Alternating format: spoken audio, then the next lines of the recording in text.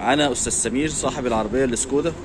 استاذ سمير السلام عليكم. السلام عليكم وبركاته. ازي حضرتك يا فندم؟ الحمد لله تمام. كل عام وانت بخير. كله تمام الحمد لله. ايه راي حضرتك يا فندم؟ لا بصراحه ما فيش اي كلام، يعني انا ما شفتش لا معامله ولا ذوق ولا شغل زي اللي شفته هنا بصراحه.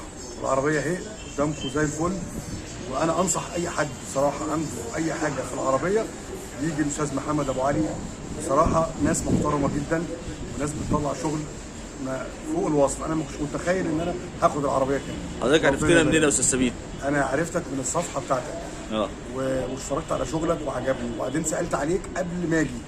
فبصراحه يعني اللي اتقال عليك اقل بكتير من اللي انا شفته. يا رب يبارك لك. ربنا يبارك لكم يا رب، ودايما كده في ازدهار دايما على طول. طب قول لنا ملاحظاتك ايه على الشغل بتاعنا؟ لا ما فيش زي الفل، وبعدين في اهم حاجه انت بتهتم بالتفاصيل.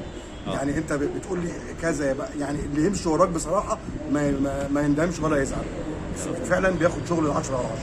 طب تحب تقول ايه لصحابك بقى وحبايبك؟ لا اقول لهم اي حد عنده اي حاجه في عربيته يعني من غير كلام يجي هنا استاذ محمد ابو علي ويسيب له العربيه وهو مطمن، ويسيبه هو هيعمل كل حاجه.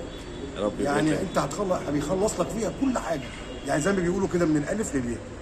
ربنا يبارك لك يا سمير، يا رب ويبارك لك في العربيه. الله يبارك وان شاء الله تبقى زبون دايم عندنا. ما منك يا رب حبيبي يا سمير، ودايما في التقدم على طول. يا رب يبارك لك يا فندم.